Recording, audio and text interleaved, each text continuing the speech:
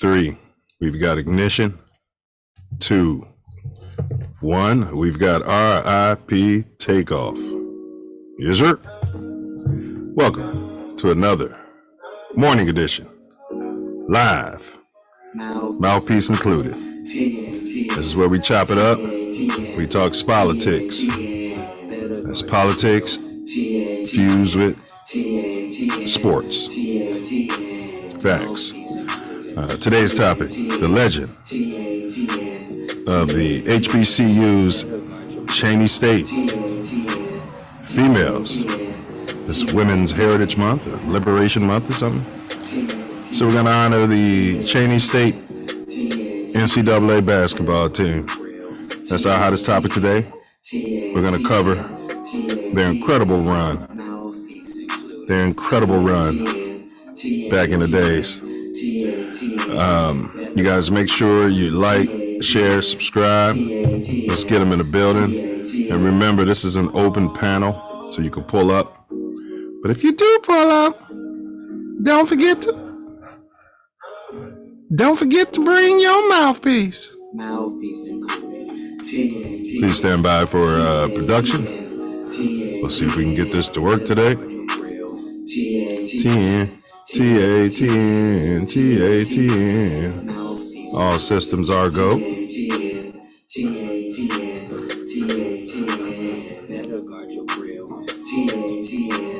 Worship and research. Fair copyright disclaimer under Section 107 of the Copyright Act of 1976. Allowance is made for fair use for purposes such as criticism, comment, news reporting, scholarship, and research.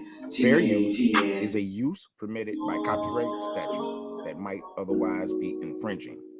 Non-profit, educational, or personal use tips the balance in favor of fair use. Mouthpiece included. TATN. Better guard your grill. Who are the guys that are the best in the world and make the rest of the team look like a gaggle of girls? Okay, I'm in my local routes, and this happened. I don't go to church, and I know God understands. Man, where do they keep the honey around here? Of the Bears. You know where the honey is? Who are the guys that are the best in the world and make the rest of the team look like a gaggle of Cheese girls? Al. The Bears. Who wants cheese head? I don't go to church, and I know God understands. I can stay on my couch because God is a fan of the Bears. Who are the guys that are the best in the world and make the rest of the team look like a gaggle of girls? The Cubs. The Bears. I don't go to church, and I know God understands. I can stay on my couch because God is a fan. The Bulls. The Bears. Who are the guys that are the best in the world and make the rest of the team look like a... Well, guys, let's go to the swimming pool. Let's go take a shower. Let's go water skiing. Don't forget to bring a towel. There he is. Be sure to bring a towel so you don't get all wet. Don't forget to bring your mouthpiece, y'all. Be sure to bring your mouthpiece, or you'll be sure to get all wet. Pull up, pull up. Yes, sir. Pull up. The link is pinned in the chat. You can also call in troll free at 424-900-6945. We'll get you live on air. Or you can text that number if you're scared to chat in the YouTube chat. All right, y'all. So today's show, enough of that, without further ado, I should say. As always, our format, we're going to jump into some big-time Bears news. But before that, we got some Sox Cubs chatter. Of course, we got some Bulls news. I don't know if my co-host has picked a booger of the week. I couldn't find any boogers and I was digging. I guess that could be a positive thing.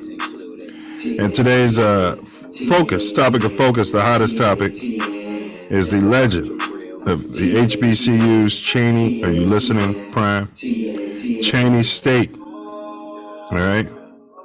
the incredible 1981 NCAA Final Four run. And then, of course, we got more hot topics we're going to be unpacking today. So let's get our resident co-host in the building. We got Big Ace, Jackie Robinson's finest manager. Boots on the ground. What down, fool? What down? What down? Happy Sunday. Happy fun day. Happy show day. Happy Yes, sir. Mouthpiece included day. First day of the week, huh? Yes, sir. Yes, sir. Let's get it cracking. Let's get it cracking lacking. We got some big Bears news, and yeah, it's a good day. Glad to be back. It's been a long week for me. A little under the weather with one of those shot towns. Somebody must have coughed in my direction. A little bug for a couple days, but I'm back. You know, the system always fights it off. But yeah, it's a great week. Got a lot of basketball, baseball, football news. Everything's going well in politics. Might have a slight bugger of the week. We'll, you know, the video I sent you about the umpire, but we'll unpack that. Yeah, that's a good one, man. Yeah, but I thought, was he some sort of melanated? Yeah, he was. He was melanated. All right. Well, yeah, that would qualify him. All right. Yeah, I think we have picked a booger. But yeah, everything is fantastic here in Chi. You know, we're going between 50 and 30, so rain and snow every other day.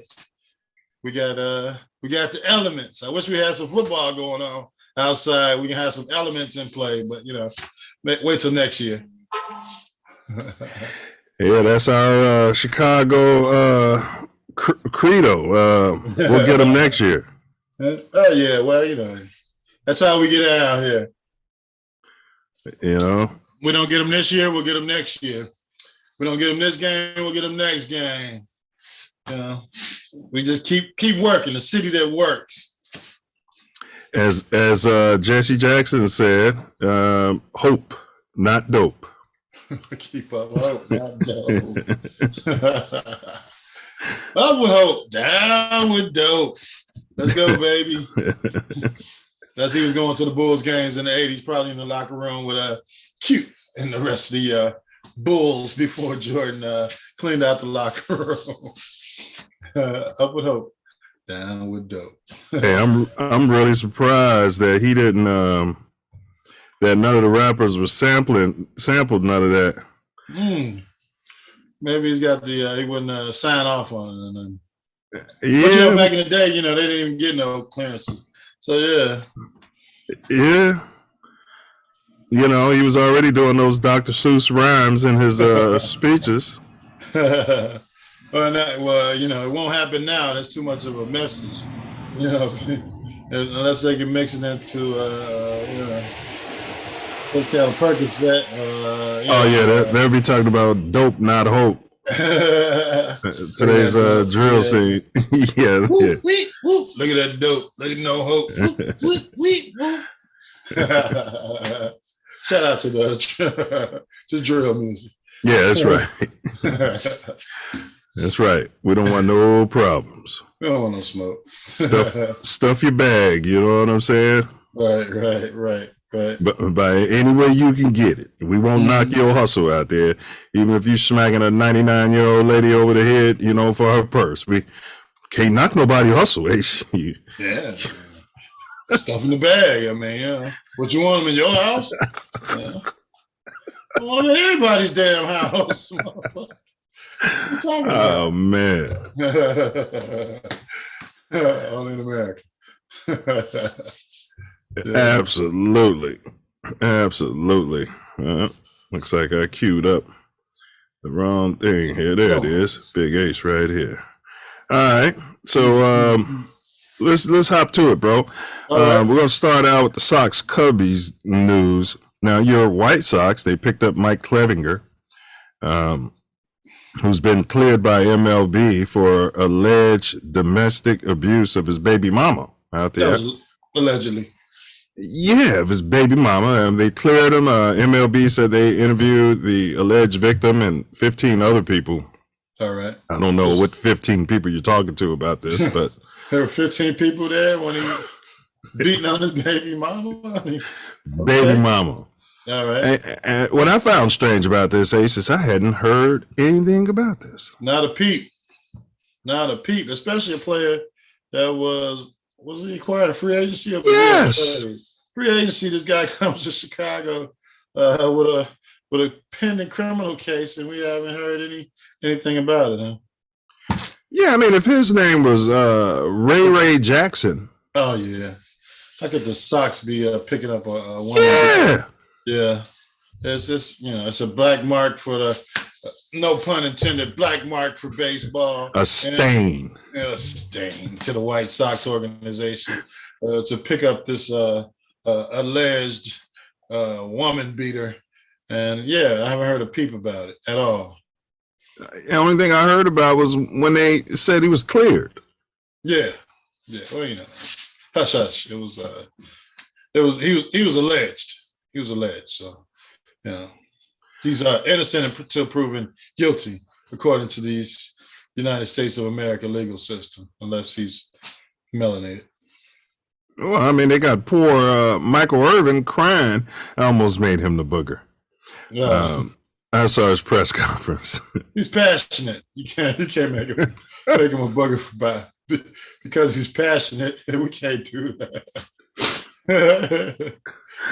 Oh man. Big ups to Michael Irvin. Yeah, he's passing. He's lost everything. I'm like, man, you ain't got no money in the bank by now, man. Like, ain't no way in hell. You should have been counting on that first take money when you popped on there every now and then, and that ain't no way in hell. Yeah, that should have been your play money. Well, we might have to get a segment, Booger Sugar of the month. Yeah. Allegedly, Booger Sugar of the month. Yeah, so we heard all about that, and they haven't released a video. If the video was him on the elevator knocking her out, they'd have that all over the TMZ. Yeah, I mean, you got pictures, you got witnesses of people who were at the bar, and they said they were just a short 45-second interaction. Yeah, and it was and over. They were both laughing. Yeah, and then that escalated into maybe a friend's talk to her, like, you talk to the black guy in the lobby. Well, what would Brad think about this? Well, he did touch me kind of hard. Yeah, that Mark said he was up at he said they came banging on his hotel door and ran him out of the fucking Renaissance at 3-4 in the morning, like he took it on the back stairs or something. Like he grabbed him by the coochie, huh? Yeah, and wouldn't like he pulled a Donald Trump and wouldn't tell him why they were kicking him out. Wow. Well, it still goes on. So yeah, and allegedly after that, he was banned from all Marriott properties across the world. Yeah. And it was all a lie. Allegedly a lie. And he said in that press conference, bro, this isn't one of our topics, but I got to deviate a little. Yeah. He said when they asked him, he said, well, it's 2023 and this likens me to back in the days when he's like when a Karen would accuse he's like when a Karen, I didn't say nothing, Siri. Why are you like, what is this? He's like when a Karen would accuse you of because I'm not talking to you. Yeah, when accuse a black man of, assault. And he's like, and then they tie a string to his foot and drag him and then hang him from a tree. Like he went all the way there. I'm like, bro, now you're Jim Brown. Yeah, now he's black. So now you're Jim Brown. Last month you were defending the guy keeping the kids out of school. Correct. We don't know what's in his heart. He was just going to look. And now correct. Now you're getting dragged behind a horse. Yeah, I thought. Go ahead. It was a tacky analogy, but go ahead, bro. Yeah, because they kicked you out of the damn Renaissance Hotel and banned you in the Marriott properties. They might have found a booger sugar in your room, and they just cooked up this other story or something. They allegedly found some booger sugar in your room. They cooked up this other story to get you out of their hotel or something. I don't know, bro. It'll come out in court. I mean, I manufacture. I mean, I know about the race car, but I mean, it's like being fired from your everyday job, and this is when they should set us on fire and stick us to tree. Like as a time, like it's I can understand when you're comparing like what happened to Rodney King or rest his soul or George Floyd. You're right. There's levels to this. More modern, yeah. To go all the way to Emmett Till. Correct. Right. It's a little stretch. It's a bit. It could be a tad. I wish we had Ty on here. It could be considered a tad disrespectful to the ancestors. Well, maybe maybe he's just setting up the civil litigation.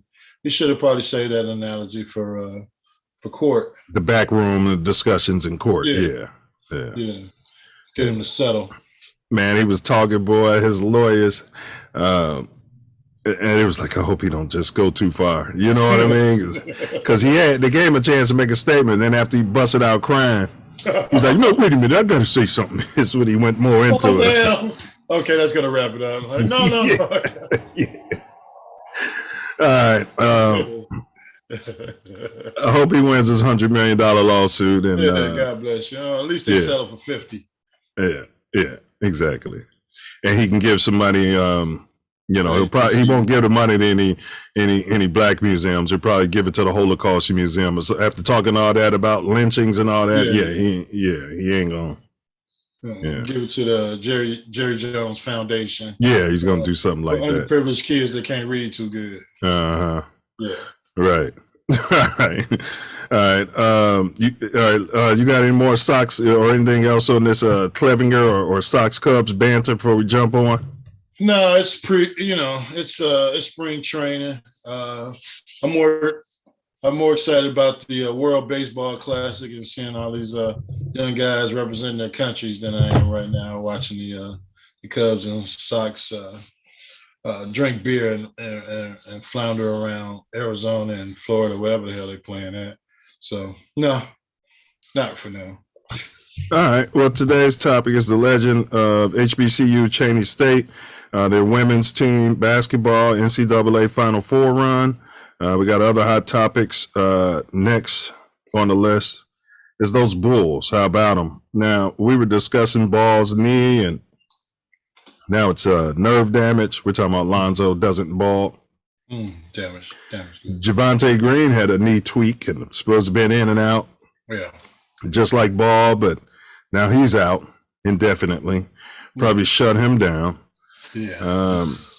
Ball is now contemplating a third surgery. You better get under that knife. They said if he goes under this third surgery, he'll be down 6 months, and we know how that goes. Yeah. What do you got to say about the Bulls medical staff? I mean, we had Derrick Rose. What's going on in Chicago, bro? They named the training facility over there after the Advocate medical team. I hope that's not who's working on them, because I think that's who my insurance is with. They're taking them to the county. Go ahead, bro. Go ahead. Shout out to Cook County doctors, the best doctors in the world, if you want to get something fixed, according to the older generations of our ancestors. But anyway, I don't know what's going on in Chicago, but I know they wouldn't be working on my knee if I went down. I'm like, I gotta find a team with some success stories and see if I can get my knee fixed. But I wouldn't be messing around with the Bulls medical staff, until they make some changes, figure something out. They used to have all the best of the best.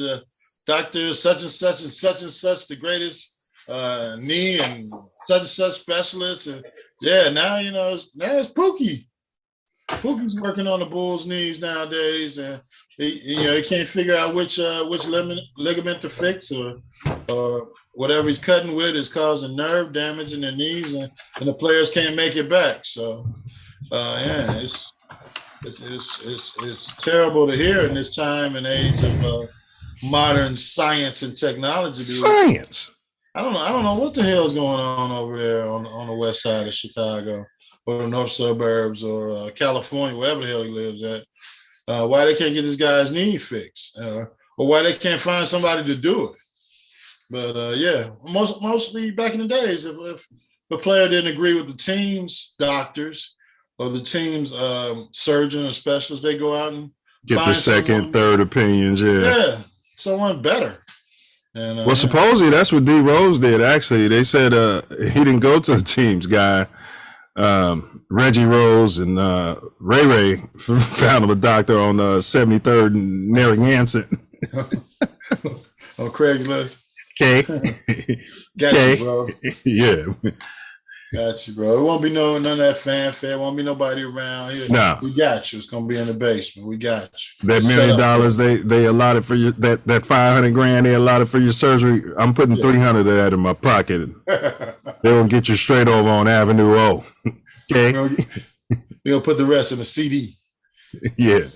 They make it a 0.05, 0.07% on them right now. You just CD. But it's concerning. Like, Javonte Green he sounds just like Ball. Supposed to, nothing major, just a little soreness and clean it up. You know what I mean? Clean it up. Yeah. You remember Pip? They used to clean up his knee and he was right back on the court. Ryan Harper, clean it up. He played the next day. Yeah. Well, I think those doctors are retired or have moved on to the upper room or something, because the guys they got out there now have absolutely no idea what the hell they're doing. You're operating on these guys and then coming back 3 months later, 6 months later, like, they can't run without pain. Right. When they were in there, they don't check for nerve damage in the first damn place. Yeah, you got to go in there and clean everything up, make sure everything's straight. Right. Before you close it up. Before you close it up, right. Put the guy into a rehab plan. You're not just going in there. Give me the cell phone. Give me the cell phone. Click, click. Yeah, I got pictures of your knee. You can send to your girlfriend, your wife, or whatever. I don't know what they're doing. And the feds must have something on his dad. Quick sidebar, because he's been awfully quiet. I thought it was impossible for him to be this quiet. The bar? Big Baller Brand? Yeah. Yeah. I think they told him he better shut up. If anybody needs a podcast, he needs one. Yeah. I think he's tired of talking. He must be tired of talking. I think the boys have made enough money where he doesn't have to run his mouth anymore. So, they probably stuffed his mouth full of cash and he can't talk. Yeah.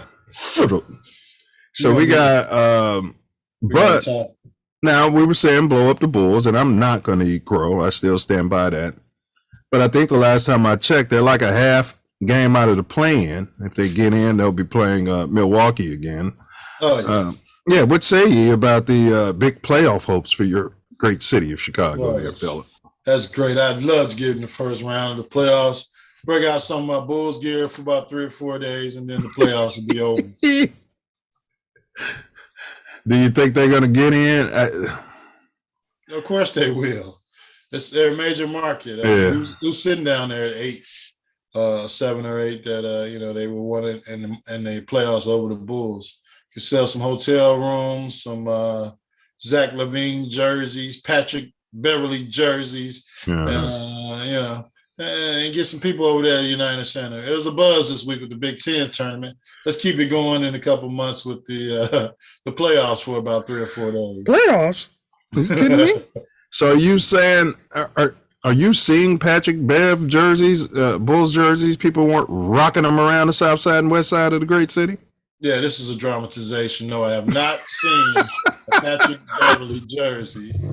But I was saying, allegedly, if you go down there to the Bulls store during the playoffs, I'm sure they're on sale there, right in the mezzanine area, so you can get your Patrick Beverly jersey, however long he's going to be with the squad. All right, bear down.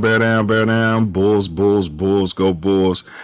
Today's hottest topic is the legend of HBCU's Cheney State.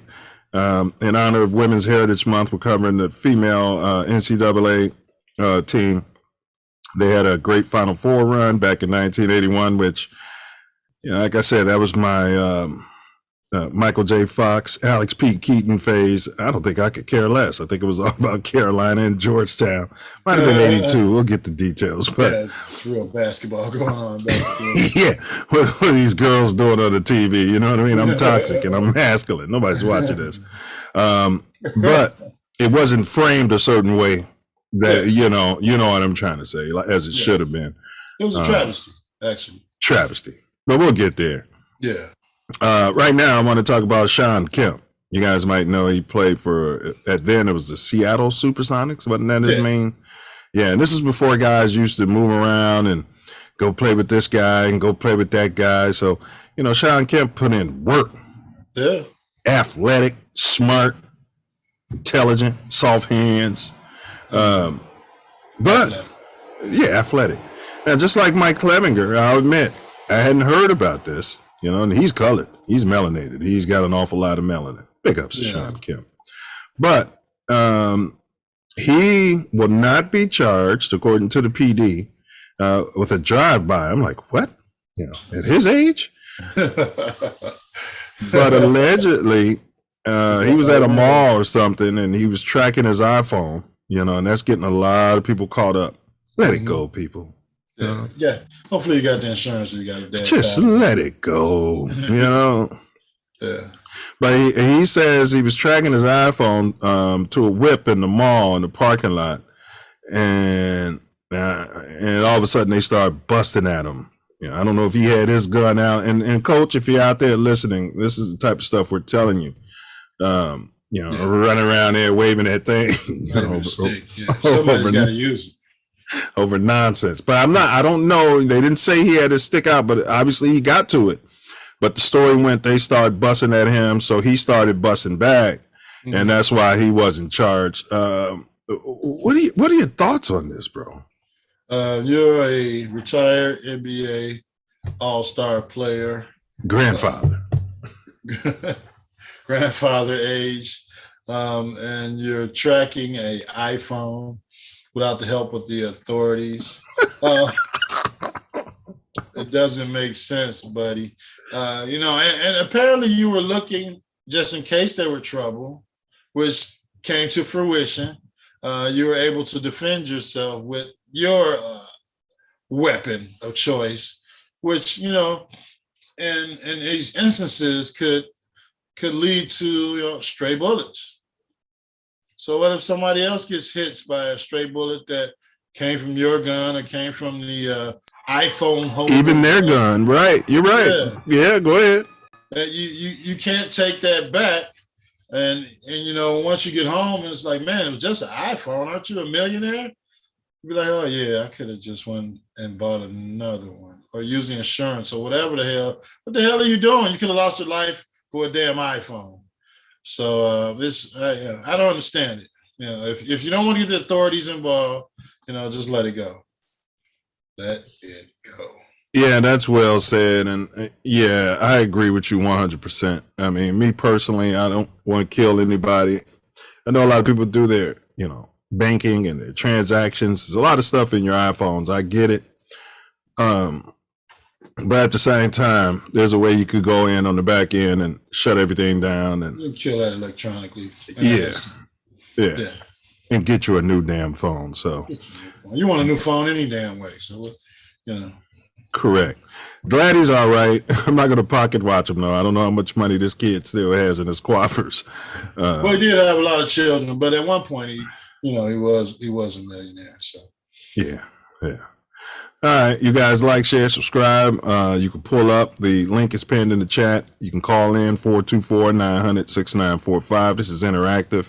We're going to move on. Today's topic is the legend of HBCU's women's Cheney State Hoops squad.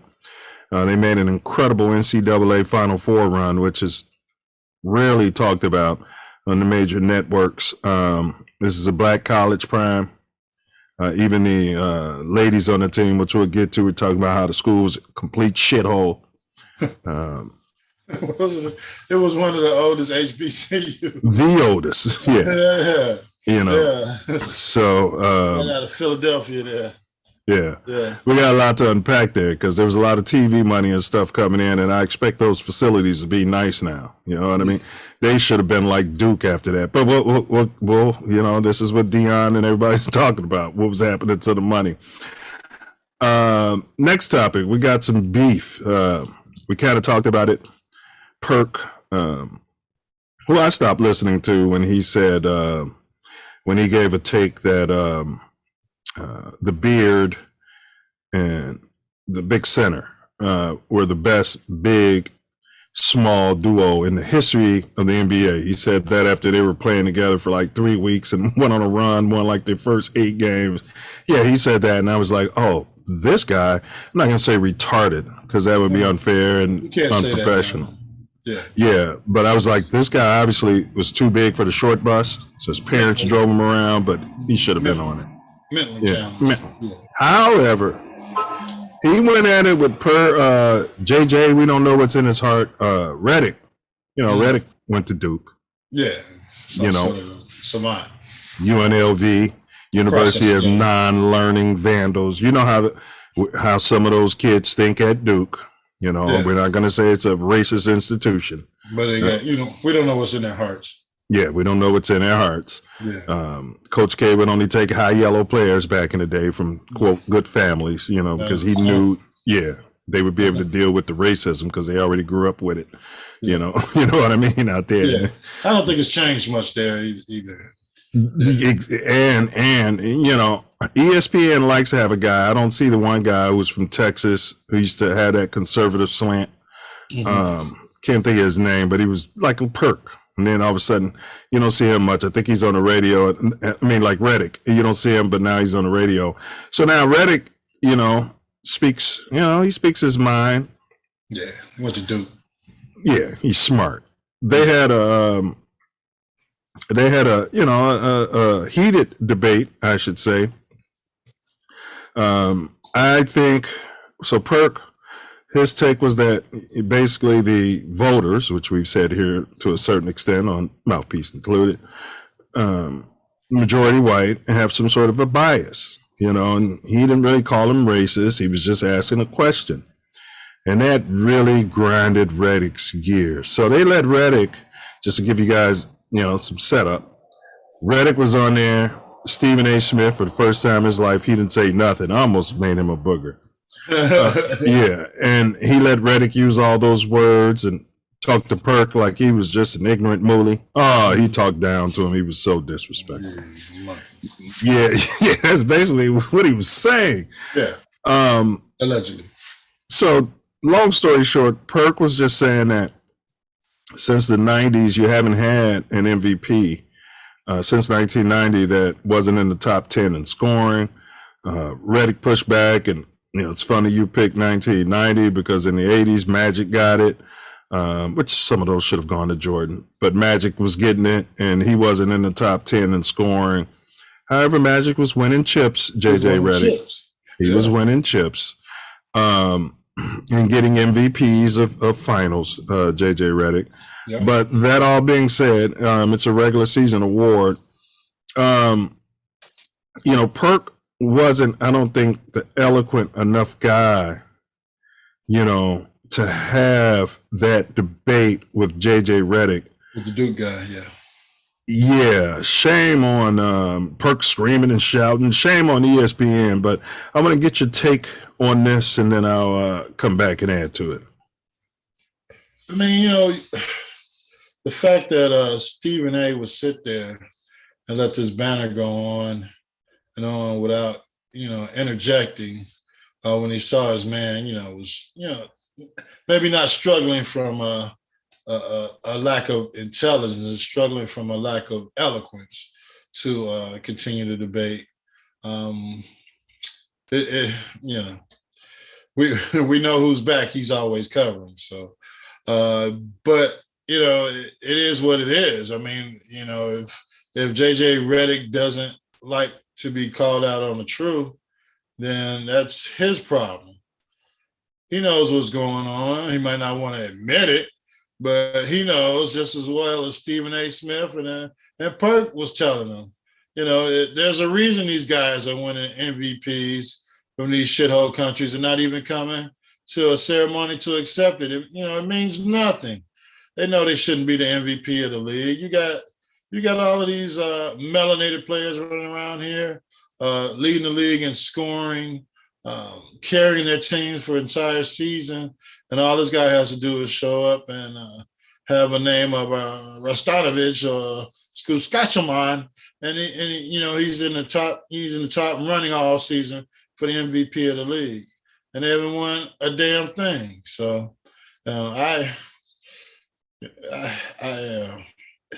the debate shouldn't have been between them, or they should have tabled it for another time and expounded it and got somebody that could have highlighted the accents of this argument, since Stephen A.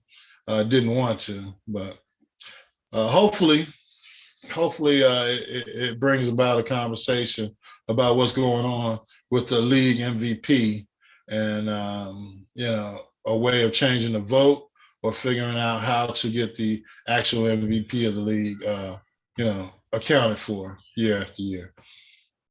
I mean, great point. Great points. Stephen A. He loves it for ratings. I know that one point that could have easily been made is that the only players that have won back-to-back MVPs, if Jokic wins it this year, would be Larry Bird and Jokic. Now, even when Bird won those 3 straight, there was this same type of chatter amongst the black community. Stephen A., you guys might not want to admit it, that, hey, Bird is great. I love Larry Bird. I'm not taking nothing away from Larry Bird. Yeah. It's levels to this. Yeah. But at the same time, with all those players that were playing at that time, back to back, Steve Nash won back to back in 05 and 06. He was no Larry Bird. No. There was no Michael Jackson. And there was some hubbub there. Technical difficulties. Shout out go ahead, Ace. I'll come back. Shout out to production. He's no Michael Jeffrey Jordan either. I mean, for this guy to be back to back, because admittedly, we would always consider that from 91 until 98, or even in retirement, Jordan should have been the damn MVP of the NBA. Yes. I mean, LeBron has not won 3 straight MVPs. He's won 2 straight. Mm-hmm. Michael Jeffrey Jordan has never won back-to-back MVPs. This is ridiculous. Absolutely ridiculous. Kobe Bean Bryant has only got 1. And no one can see the point that McGilla Gorilla Perkins was trying to make. They can see it, but nobody wants to admit to it, because they just want to leave these votes in the hands of writers. Or I don't know. I guess nobody cares, but it's part of the NBA history, so somebody's got to care. But the fact that this guy is inconsistent, just because they got a good record every year, Charles Barkley should have been the damn MVP then, back-to-back times. So, yeah. Yeah, Barkley got it once in 93. Yeah. When did Jordan start swinging at baseballs? Well, that was the year they played in the finals against each other. Well, in 95, David Robinson won. In 94, Olajuwon won. So, yeah, Barkley won it in 93, probably his finals run. Yeah, and then next it was Olajuwon when they won. And Jordan wasn't playing in 94 and 95? No. Those were the 2 years he took off. Came back I misspoke. Jordan did get back-to-back once. He got it in 91 and 92. So he did get back-to-back. But he didn't get back-to-back-to-back. AI's won 1. Tim Duncan has a back-to-back. LeBron won back-to-back twice. Giannis won back-to-back in 19 and 20. So I'm going to do Perk a favor because they're all over him over the internet. I want to kind of make the case because, this wouldn't be politics if we didn't go there. Absolutely. A bit of a case of, what he's trying to say. Let's just take this year's stats. Okay. Joel Embiid is leading the league in scoring, 33.4 points. Crazy. Giannis is fifth with 31.2 points. So in rebounds, Giannis is second behind Sabonis with 11.9 boards. Both those guys I just mentioned are dogs on the defensive end of the floor. Right. So they keep pushing the goalposts, is what Perkins was trying to say. Now it's about analytics, how they play versus analytics. I told you when they were changing the game, this is what this was all about. Yeah, absolutely. The assist, Jokic has 11.8. So in summary, Embiid is averaging 33 points, 10 boards, 4 assists. So I gave them 1 point for everything they got. So that gives him a total score of 47. All right. All right. Jokic is getting you 24 points a game, 12 rebounds, and 12 assists. That gives him 48 points.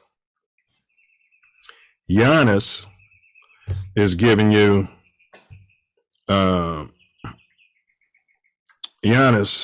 okay, here it is right here. Giannis is giving you 31 points, that's 31, 12 rebounds, that's 45, and 5.5 assists.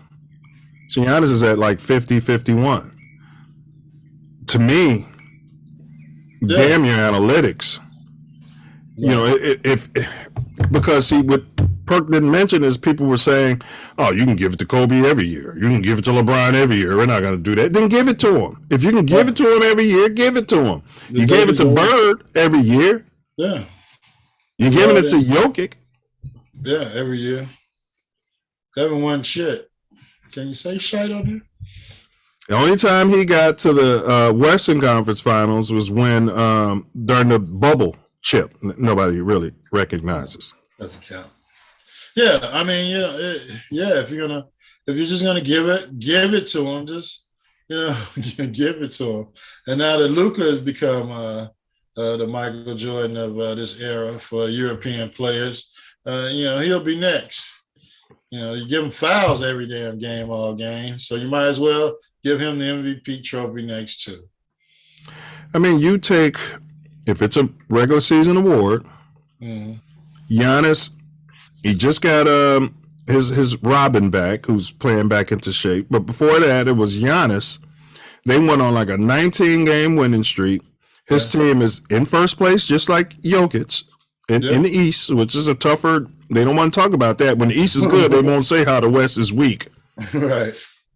They want to watch them run around and shoot the ball and hack each other and Euro step all over the court and give up 150 points and go into triple overtime and score 180 points. All this crap you don't want to damn see, as opposed to playing some basketball. Blocking some damn shots, getting some steals, locking down the other player. Right. In the fourth quarter when it gets tough.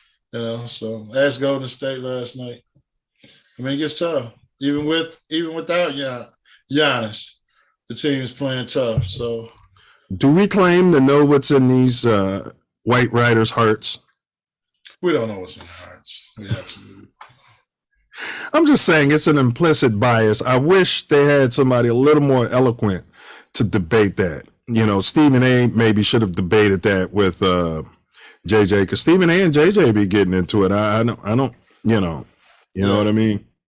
But I mean, we still got to, you're still talking about systematic racism that, that's allegedly it's the elephant in the room as well. Even while, Jordan was in his prime and Kobe was in his prime, they didn't want to give them MVP because they didn't want this one melanated name to reign supreme over the NBA, even though it was making everybody money. And Jordan name still does. The narrative was we can't give it to him every year, but you didn't have that problem with Nash, Bird, and Giannis, Jokic. Yeah, we can't give it to him every year. That's not fair. Yeah, and I'd say there's got to be some bias there. But Perk, I'm really not going to bump for you because your take on the Beard, who's got his jersey retired at a strip club. That's probably the only place it will be retired at. Yeah. Maybe it's and Joel Embiid being the greatest after 2-3 weeks of playing with each other. They won 11 regular season games or some crap like that. He got on national TV and said they're the best small man, big man duo in the history of the NBA. Yeah. Damn Kobe Shaq, damn Magic Kareem, damn them. Yeah, I'm going with Joel Embiid and the Beard. And the Beard don't even play defense. Who accounted for absolutely nothing in the annals of NBA history as of yet. So, I mean, I guess they pay them to make controversial or statements for clickbait. I don't know, but yeah, you can't make a statement like that in one regard and then expect, I guess that's what's going through JJ Redick's head. You can't come back and make another statement that I'm supposed to respect after you say some crap like that. You lost your credibility with me for life. So yeah. Yeah, but to pretend like stat padding doesn't happen.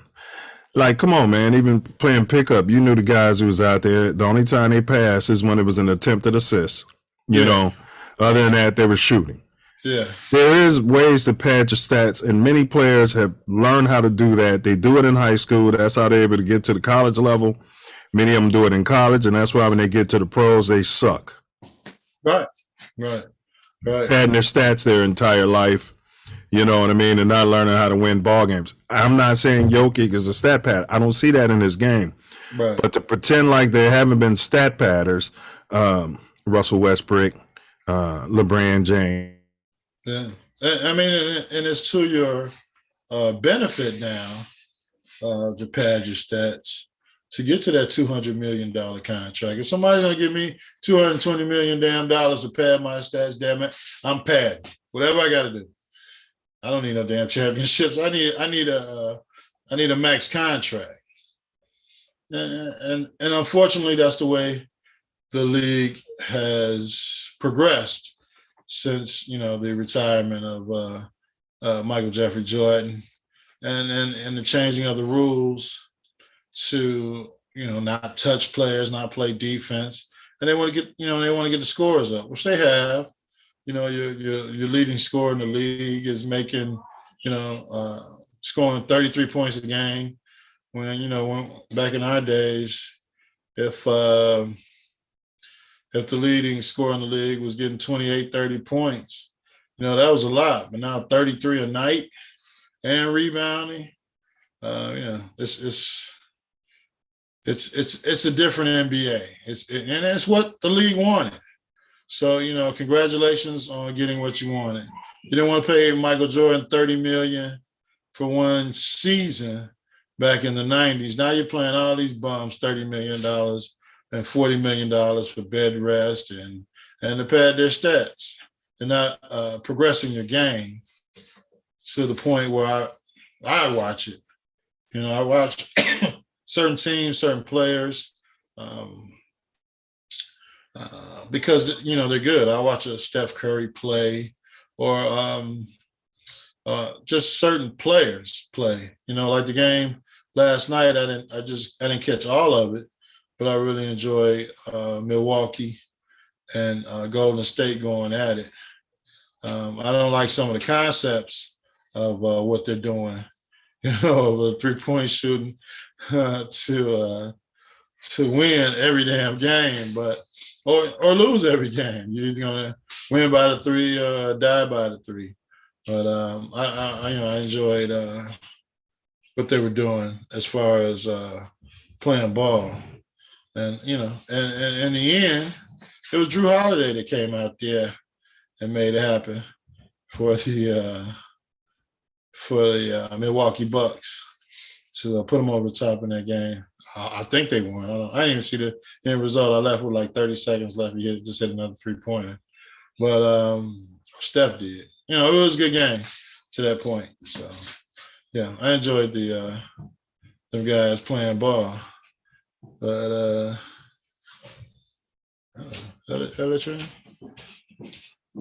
I enjoyed what they were doing. So that's the point that the league is now. Pad your stats, get yourself up to a max contract, and God bless you. So unfortunately, that's what everybody wants in the NBA now. Hey, Bob, you got me there? Yeah, I got you. Shout out to the Crack production staff. Yeah, my power, went off and came back on. And it's gonna take like 15 minutes for this damn router to power back up. But as we say, the show must go on. Shout out to Mother Nature for whatever she's doing out there on the West Coast between the snow and the rain and the and the winds and the droughts and the heat. Shout out to Mother Nature. Yeah, but I was just talking about the pad stat and the stat padding that you were talking about, and that's basically what the league has developed to and the players are doing to get these max contracts. They're running around out there, scoring as many points as they can, padding their stats, not really concerned about winning, team winning, and it's paying off for them financially. Yeah, it's exactly what's going on. It's exactly what's going on there, fella. Yeah, So hopefully, go ahead. So hopefully, that's and that leads to these writers just watching this crap basketball all year and coming up with the MVP from the shithole country, and feeling good about it and doing it again the next year. If they pad these stats, his stats are just as good as Oscar Robinson's. He's averaging a triple-double. Come on. No, I hear you. I mean, these guys averaging 33 points when the scores are up like 20 points total per game. I mean, They're talking about analytics. Why don't they look at percentage of points of the total score? If I score 8 points in a 16-point game, it was a dogfight, 16 to 18, and I score 8. Hell, that's like somebody scoring 50 in a game that played to 100. Why don't they talk about that in their analytics? Yeah, it's for me, it's tough to watch nowadays. I like watching maybe the fourth quarter games and the playoffs until they start mucking around with the games in the playoffs. But it is what it is. It's their product. It's the NBA. Well, that's what one of the guys at this event I was at yesterday was talking about, how much he loves basketball, and he's like, he can't even watch it no more. Yeah, it's hard to watch. Yeah, definitely hard to watch. All right, but I wanted to move on real quick. You guys know the topic. I'm having some technical difficulties here, but the show must go on. We're going to move on because there's some more beef Draymond Green and another high yellow fella. You know, Draymond don't like those high yellow guys. No, he's Will Smith the shit out of him. He's deeply melanated. Yeah, I think he's some sort of black bigot. Can you call him a black bigot? I think you can. All right. But he's beefing with Dylan Brooks of the Memphis Grizzlies. You know, it's potentially Brooks is trying to take some of the media hype off of his teammate. I'm going to give him credit for that, which he probably doesn't deserve. Yeah.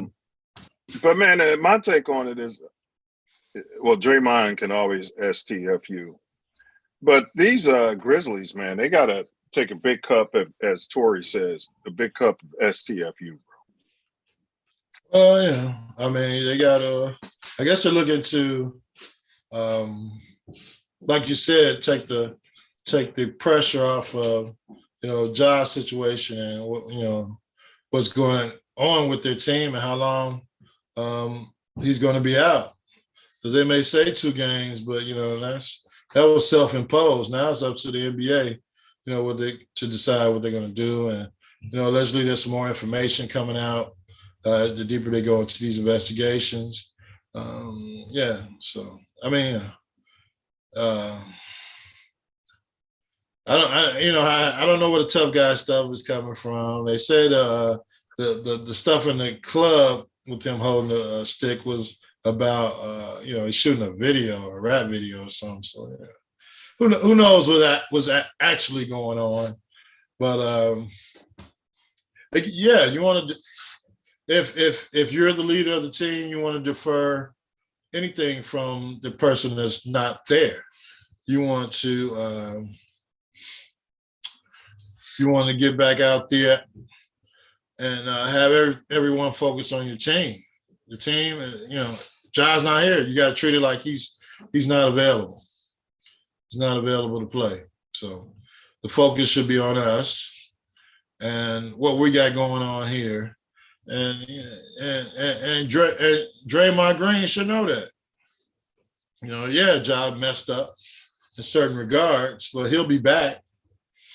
And hopefully this stretch where we're learning to play without him or learning to build as a team without him will make them a better team. Yeah.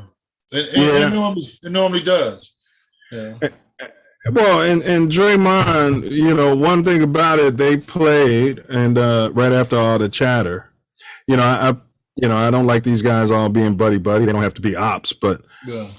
Dylan came out there and put up and made Draymond shut up. I mean, they won the game, and then after the game, he was like, "Why don't you give the mic to Draymond and let him do what he does, do some more talking."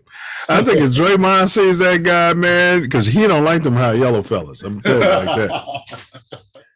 I bet you, what's the high yellow guy's name he allegedly punched on camera? Allegedly? Poole. I bet you Poole's calling that high yellow guy like, listen, man, I'm telling you. He does. Telling you, man. He don't like us, man. Just leave him alone. Stand down. I mean, right.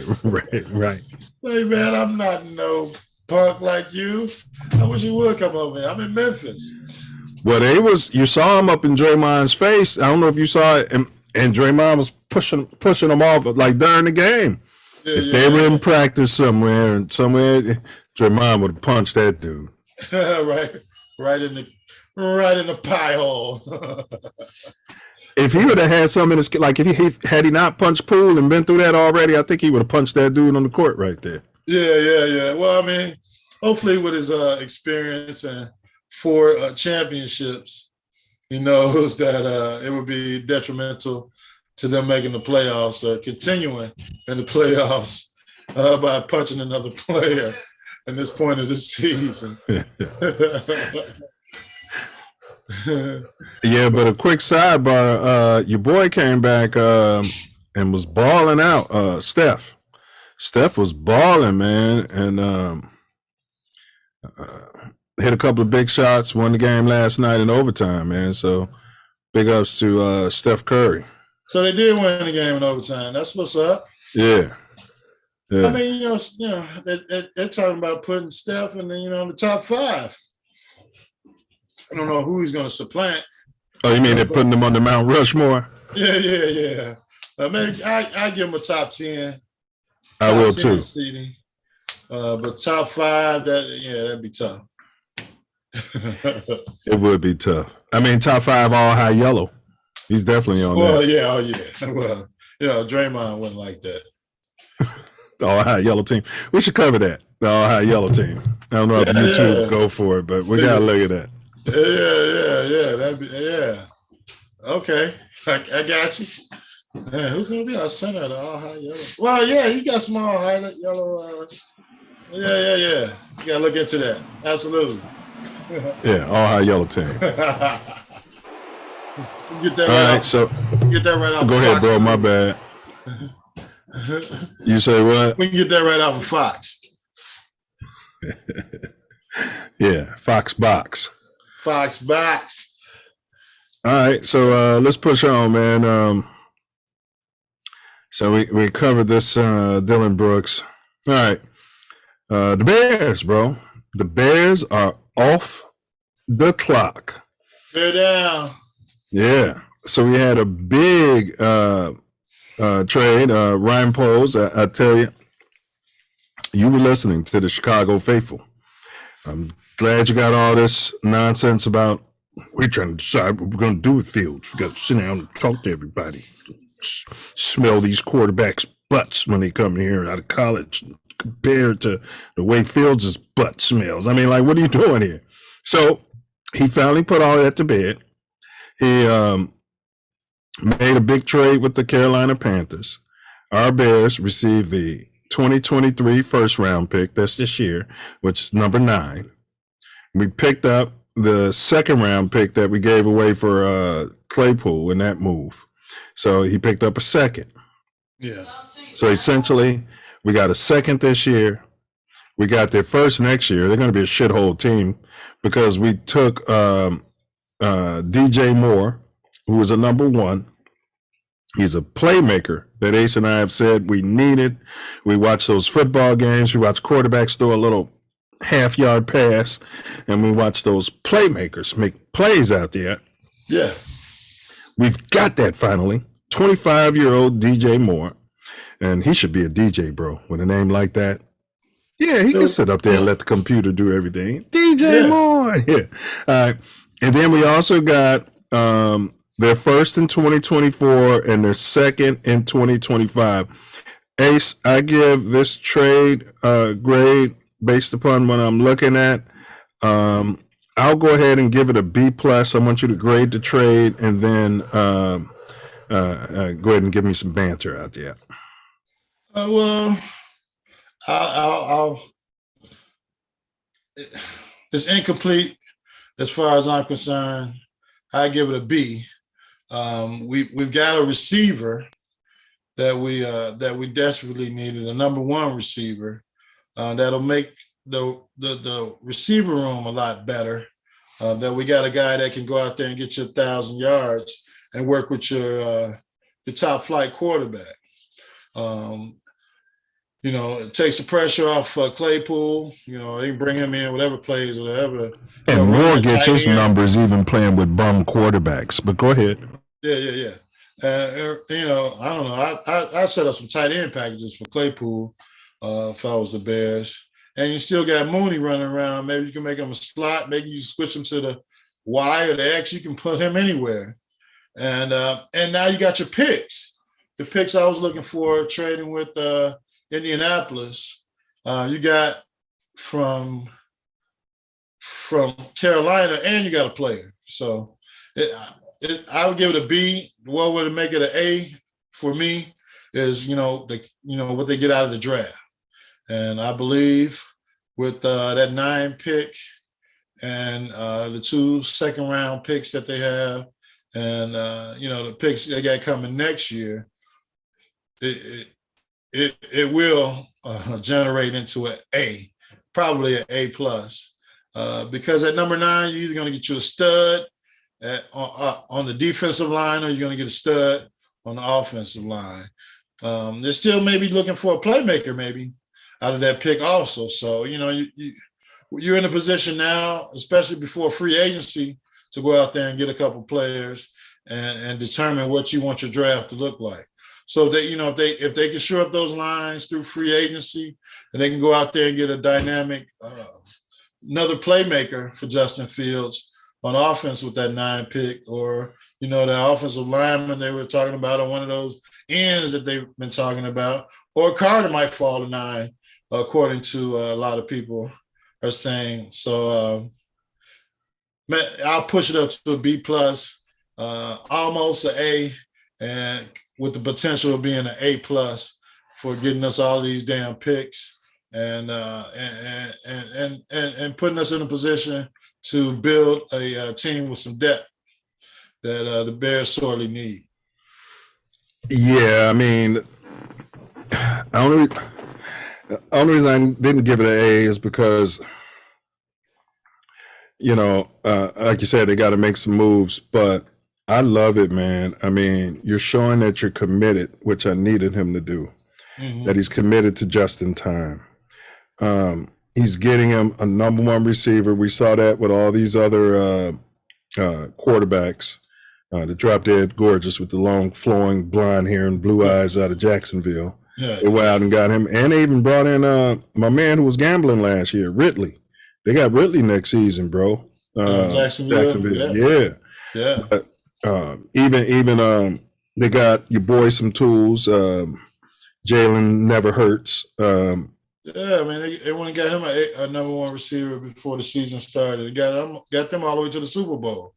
Now, when Fields is working out, you know, he doesn't have to be throwing the ball to Mooney all day. You know what I mean? Or Claypool. He's working out with, you know, DJ Moore. You make a good point about possibly moving dude over to the tight end position, but I'd leave him. You know, the thing about Claypool is he's a number 2. So now he's going to be dealing with the number 2 corner. And I think he can abuse those guys, dominate those guys, as far as that goes. So now if you look at it, you got, man, the receiver room looks really decent now. Where it was a weakness, you instantly improved it. You know, got your boy in there. He'll probably be the number 4, the rookie. Drafted in the 3rd round last year, likes to fumble the punts. Bayless, You're gonna eat crow. I'm gonna have you eat crow on Bayless Jones. He'd be about 5 or 6 on my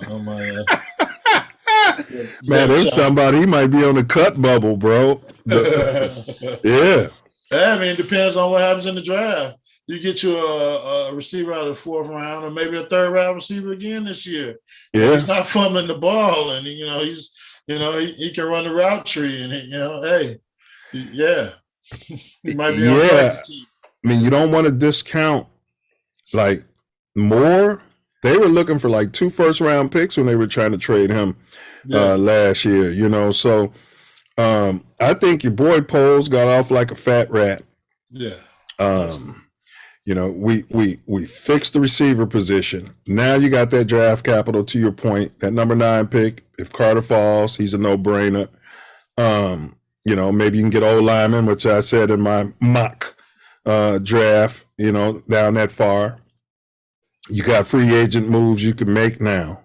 Yeah. You know, man, I'm looking for the Bears to make some noise this season. Yeah. You got the tackle out of San Francisco, great zone block, McGlinkley, whatever his name is he's an Irishman, and he's a cop. Yeah, his dad. Well, his uncle and his dad were, but he fit right in Chicago. Put him right on the north side. You know, over there, right around Beverly area. It's a lot of the Irish over there too. On your off days, we need you to walk the beat. You know, before practice. You only practice an hour and a half any damn way. You find your house in Marinette Park. I thought you guys were moving to Arlington Heights. That's too damn far. Yes. That parade runs right through my neighborhood. We haven't broken ground yet. We're gonna put you right over there in Marinette Park. Get your mansion for about $500,000. Yeah. I mean, bro, like, so now, I mean, you could pick up a corner. You don't really need it. I'd leave the secondary alone.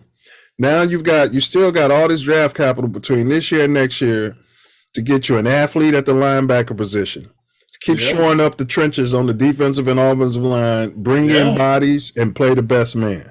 Yeah, I mean, I was out yesterday. I didn't have any Bears gear on, but this guy came in, he watches Mouthpiece included, like, well, what your Bears gonna do? I was like, well, Did you slap him? No, he was pretty intent, like he knew me and knew I was a Bears fan. I was like, yeah, well, this is they're gonna shore up the team this year through the draft and free agency, and next year the Super Bowl is in New Orleans. So you got Vegas this year, then the following year is in New Orleans, and that was the last time the Bears won in '85. They were playing against the New England Patriots in the city of New Orleans. So greatest Super Bowl ever. Yeah. So history is due to repeat itself. So I'll see you in New Orleans in 2 years. I was telling a guy in Florida that, meet me in New Orleans in 2 years. We'll be there. Well, you remember I said season after next, I expected Fields to be league MVP, but then after he started shining last year, I pushed it up to next year. So I'm going to stand by that. Justin, credible, just in time, will be MVP of the National Football League, barring injury, next season. All right. And we're still weapon building. We got a couple guys. We got a number one receiver now. Now just start filling out that receiver roster where, Equinemius St. Brown, I'm sure he's going to be a great special teams player, and you can bring him in to block for certain plays. But his job is cleaning up the locker room and washing the jock straps. No, they got somebody for that. Got a long-time equipment manager here in Chicago that happily does that job. But I mean, we got to keep building talent. We need another. Tight end, either blocking or somebody can catch the ball. Definitely. And the lines. The lines are the most important thing for the Bears right now. That 3 technique. And all this draft capital and free agency, we can get the trenches right now, bro. Right now. Absolutely. You got the money and you got draft picks. Let's hit it. And we got their first next year because they gave up their number one receiver. They're about to bring in a 5'9", 5'10" quarterback out of Alabama who's used to having all the blocking and all the talent around him. They're liable to go 1-16 next season. And then the Bears, man, we can mess around and be like Philly, push for a chip and have a high top 5 draft pick, which I said, Ace, I would trade down again if that pick's high next year. Trade down again. Get me some more draft capital. Get the number one pick again. We had some teams number one picks for the next 3-4 years. Dynasty, baby. That's how the Cowboys did it. That's how the Patriots did it, man. Yeah. Patriots would trade down. They would trade down. They would take them second round type players, third rounders, low first round picks, get as many of them as possible. Next man up means something. Yeah. You can't tell me next man up and Walter Payton, who was never hurt, is the greatest football player ever. He's hurt and you're gonna come out there, it's just next man up. No, it isn't. Michael Jordan's hurt, it's next man up. No, it isn't. Pete Myers, it cannot be the next man up for Michael Jeffrey Jordan. Absolutely. Big ups to Pete Myers. Big ups. Black man with the white man's name. Well, man, maybe they'll mess around, get the number one pick. Now you're in the quandary because that guy from USC will be coming out next year. And he quarterback? Yeah, he's good. He's real good. What's this guy? He won the Heisman, matter of fact. What's his name? Jackson Majigaba or Majigba? I've been hearing a lot about him. You know what I'm talking about? The wide receiver? Yeah. What's his name? Jackson McJigaboo or something? You can't call him Jigaboo.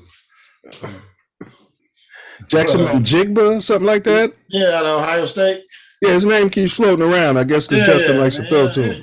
Anybody who ever played at Ohio State, they think Justin needs to play with him because, they have familiarity. Mm-hmm. But I think he might have thrown him a couple balls in college or something, and then, so they figured the Bears should get him.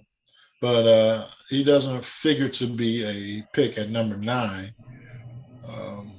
But hey, maybe they'll trade down again, get another number 1 pick or another high second round pick, and we'll see. Well, but we need to shore up the trenches.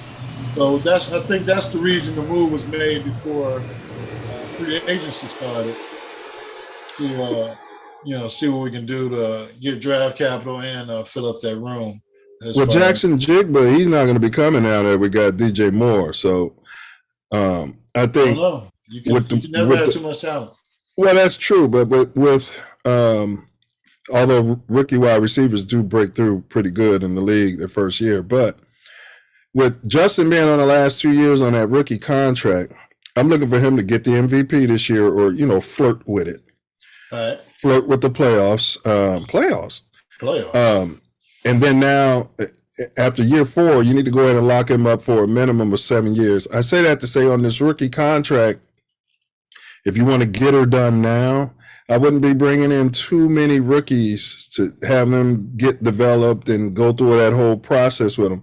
Right now, I love what Poles is doing, bringing in those 25-year-old players who already got experience in the league, so that everything can hit right at the right time.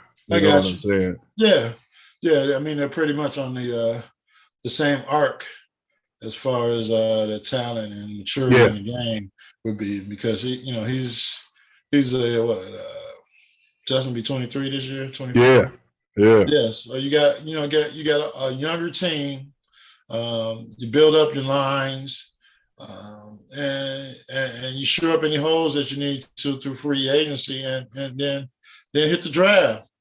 You roll the dice in the draft, you're gonna find something. You'll find another Jack Sanborn or one of these guys that want to play football, want to go out there and knock somebody's head off and feed his damn family. So, athlete, buy his mom a house. Yeah, absolutely. Put it all on the line. We do want to see some hard-hitting football, too. Yes. I like what the D is doing and all that, and that's supposedly what Flus is about. But Bear football, whether we win or lose, you come out here knowing you played against the Chicago Bears. Yeah, especially leaving out of Soldier Field, that you played against the Bears, and you played and you had a great week to recover because you didn't get banged around.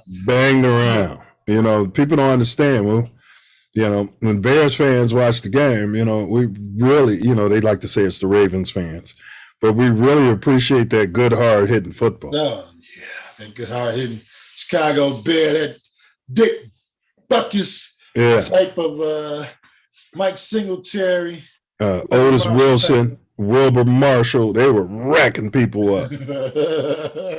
Yeah, quarterbacks were like, man, I'm not going back out there. Quarterbacks, running backs, receivers, we were breaking them up. You know what I mean? 46, baby. All right, you got any more Bears banter before we push on? No, I'm just looking forward to this free agency period hitting and picking up some players and shoring up the team. You got that kind of draft capital, man, and you got moves you can still make in the draft. I can't wait. That's all I got for the Bears. Bear down. That's right. Bear down. Where is that? We're gonna get to Booger of the Week. I found it. I think we got so many threads going. That's not it. Ace, you sent me that on our thread. I think it was me, you on the Fox box. Let me see. Let me look and see. See if you can find that. But that wasn't a YouTube video, so it's going to be hard to play. Oh, yeah. But if you could pull it out, you could. You using your phone or your computer? You could point your phone You can point your phone at the camera, and we're going to show you this booger we found, you guys. This goes to say, as we're looking for it, I've played lots of sports, and anyone who says that the officiating doesn't matter has never laced them up and played in a game. Could I be labeled a conspiracy theorist? Of course. But if you're going to tell me that me as an official in baseball, basketball, football, if I was hell-bent on dictating the outcome of the game, if you're going to tell me that I can't, we've got some footage that's going to prove to you that I can. Now, I may or may not have a job after that. You know what I mean? May not be welcome back, may get run out of the stadium. But I'm saying, let's take basketball, for instance. I could just, LeBron James, he can have 4 fouls in the first half. I could call a bunch of ticky-tack fouls on LeBron James. And then he's out of the game. You could take their best players out of the game or keep them in foul trouble all game. I've seen it. In football, I can call pass interferences one way or roughing the passer one way and not calling it the same way for the other team. I'm saying, yes, as players, you got to focus on what you can control, your controllables. But if you're going to sit here and tell me that officiating does not matter,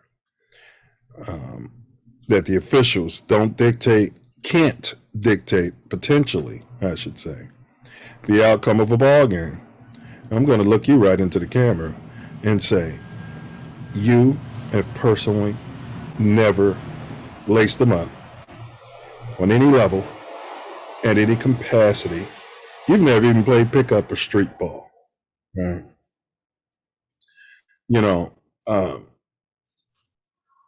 Baseball. For instance, Ace manages baseball. You could totally change the outcome of the game in baseball. And Ace experienced it. I think, they won a ball game and they wrote it up as a tie or some crap. Yeah. But Ace, go ahead and play it off your phone, man, because I got this background. It ain't going to show. All right. You're going to turn your phone to the side, and then we're going to show you guys. This is college. This ain't some shithole school. This is major college baseball out there. Here we go. All right. Perfect. Touch the screen so that pause get off the middle of the screen. Oh, shit. That's all right. It won't go.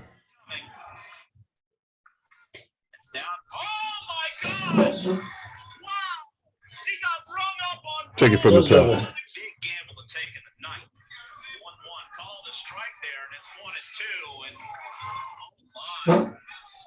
Perfect. He's asking for time here. Now he's going to dig into the box. 1-2 coming. It's down. Oh my God! Now that was called a strike to end the ball game, people. My goodness, that is horrific.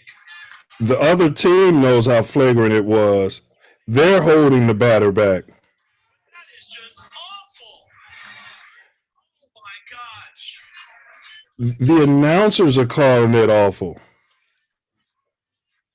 Privateers are a winner. 7-3, your final score. I don't think that guy's colored, though. That ump's not colored. Yeah, he's melanated. You sure? I believe he is. Yeah, well, we'll still call him a booger, but I think he was some sort of pink because when he was walking off, his hair looked pretty straight. Okay. Yeah. I'll research it. They suspended him from umpiring the next day, and he won't be umpiring for. It's a in college anymore for that conference. So he took a major pay grade. He'll probably be, doing high school games or something, or a little league after this. But he lost his ability to up for those colleges in that conference anymore. And those college umpires making a decent amount of money. So and they were up like 6-2. So the guy in the batter, I guess he had an appointment. The guy in the batter's box team was down, and it was 2 outs. But we've all been involved and seen 2-out rallies. Come on, man. Oh yeah, especially in baseball. Yes. And the guy that was batting, he's one of the major base stealers in the country. So he just wanted to get on and get it going. And he took away the opportunity for him to even do that by such an egregious strike. And there were some questionable calls to get him to 2 strikes. Right. So you can't really argue balls and strikes in baseball. But if you got something to do, or if you felt that this kid showed you up, that's something you would address with the player, or in between pitches, or talk to his coach in between innings. But you're at the end of the game, and this is college, so you got to take your emotions out of the game, because you're being paid to do a job. This isn't IHSA or Little League or Park League. These guys are on scholarship. These guys need wins. The coaches need wins, and you need to have an unbiased record as an umpire for this conference. So I'm glad that they jumped on it immediately and got him out of there. Well, can you imagine Billy Martin or Pete Rose's reaction to a call like that? Oh yeah, I sure could. Like the opposing manager, I'm not saying he didn't go out there and do nothing, but my player wouldn't even had time to walk towards that ump, because I would have been on his ass, Ace. Right. Before and you saw the reaction of the opposing catcher. He was like, because the guy had the bat in his hand. So it was no telling what was about to happen. He was like, "Hey man, game's over though." The other team didn't even celebrate that call third strike. That's how flagrant it was. No. So I don't understand what the umpire was going through that day. But Ace, it was an obvious garbage pitch. You coach pitchers, your son is up in the count, and just throw a ball way out the strike zone, see if he'll chase it. That's what that was. You call it a strike? Rang him up for game. Strike 3. So maybe he had a masseuse appointment, or he could have had money riding on it, man. They need to investigate this, bro. Yeah, we don't know what's in his heart. He could have been point shaving. Hey, you never know. You got gambling involved in every aspect of every game now, so you never know. It was when the guy from the NBA got caught. There was no sports books online or everywhere, every casino in every state. But now you can bet on anything. Yeah. So that might have been the last point spread in his parlay or whatever. You never know. So yeah, it's a shame that you got to think of the game that way. But all you got to do is do the right thing, give them a competitive opportunity to either hit the ball or get struck out, and then it's not even a controversy. The game's over. They lost by a few runs. It's over with. So yeah, it's something to look at. Well, that definitely qualifies as Booger of the Week. Probably need to do some research. First, figure out if he's some sort of melanated, and second, check his history out there. Because if he did have a parlay riding on it, he could care less probably about losing that job. Him and his wife probably moving to Aruba right now. We're gonna have to find out. But yeah, that was the immediate the immediate backup from that he won't be umpiring in that conference anymore. So, well, he should be banned from umpiring in the NC2As, man. Probably so. They'll probably look into that. Just because, the umpire is the integrity of the game. Between him, the plate umpire, the field umpires, they normally check with one another on everything except for balls and strikes. So that's the integrity of the game as the plate umpire. And for him to make a call such as that was it's quite egregious. Yeah, I wouldn't have walked towards the ump, but that, like, I think you're picking up on something that maybe he felt like he was getting shown up all game, or he didn't like the brother's swag. Yeah. But I only played through Little League, but I would have been utterly disgusted, but I don't think I would have approached the ump, depending on what he was saying. You know what I mean? I'm not saying that player was wrong. He didn't do anything to him. He was just, talking to him. Yeah, but, he just wanted to voice his opinion, probably. Yeah, but why voice your opinion with somebody who's obviously could care less about your opinion? Yeah. And maybe that's a conversation that his coach, a manager, will have with him after the game.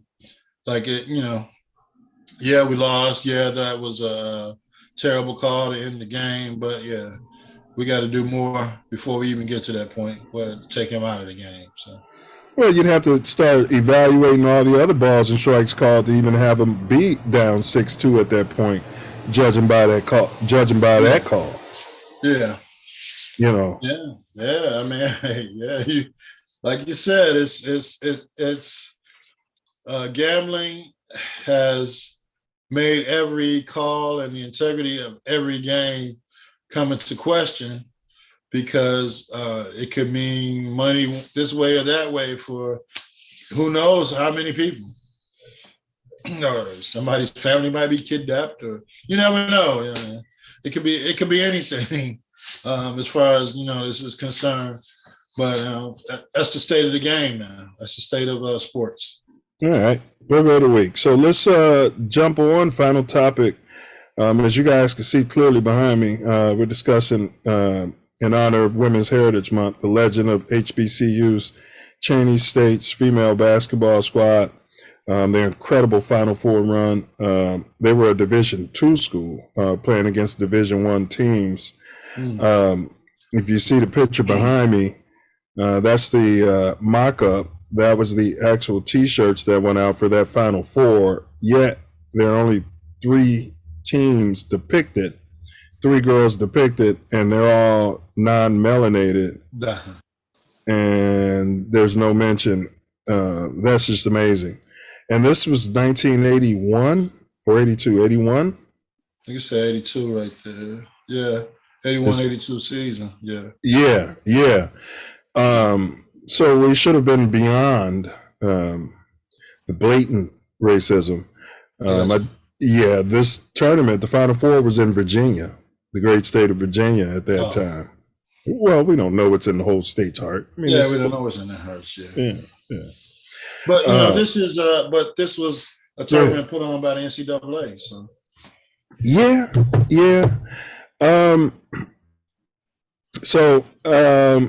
Philly's oldest, it's a school in Philly. It was founded in 1869. We're talking Cheney State. It's the oldest historically black college out of all of them. It's the granddaddy of them all. Just to give you some bullet points, their coach was Vivian Stringer. She was hired to be a professor as not calisthenics, but what do you call that? The gym. Mathematics, chemistry. No, they had a degree for that. No, it was for gymnasium. What do they call it? Kinesiology. Kinesiology, yes. So that's what she was brought in to do, but she said she always wanted to coach basketball.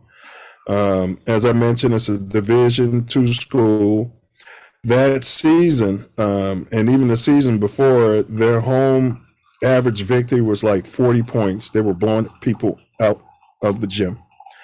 They were ranked number 2 in the country going into the tournament, and somehow they only receive a number 2 seed. I don't even know how that's mathematically possible. They were ranked number 2 in the nation and got a number 2 seed, unless they were in the bracket, which they wasn't. The Louisiana Tech team had won like 60 straight games or something leading up to it. So if they were in that bracket, they wouldn't have been playing in the championship. So there's a bit of impropriety there for them to even have the number 2 seed, and they were the number 2 ranked team in the whole country. Some sort of colored team from Philadelphia. Yeah. So what's your thoughts on this as we chop it up?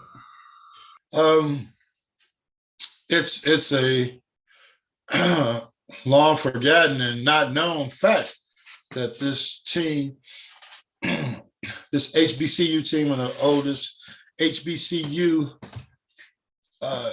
college in America, with no facilities, no scholarships, prime time. So you're talking about your facilities now.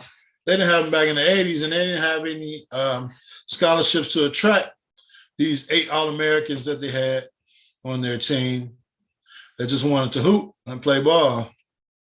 And here you are 50 years later, still talking about the same things. But the fact that that they were a 2 seed, and they were, if not the best team in the country, the second best team according to rankings. The fact that they were blatantly omitted as a participant in the Final Four speaks of the racism of the time. You put this tournament together, of course, for the Final Four or the NCAA tournament for women to expound upon or showcase the athletic ability of women, which had been, of course, blatantly omitted by the NCAA in the past. And now here you are in 1980, you have a team of melanated players shows a Division II team. A Division II team. It's something that probably will never happen again.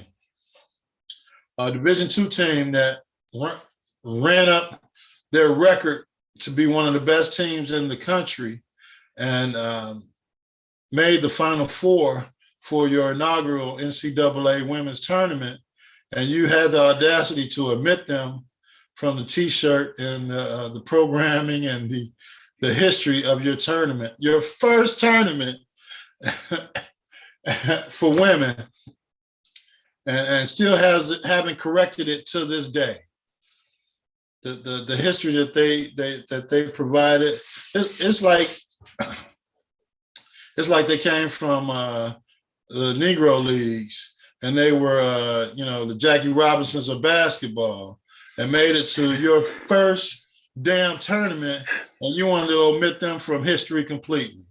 So NCAA, shame on you for not correcting and fixing this after 50 damn years of what you did for your first tournament. And shame on you, America.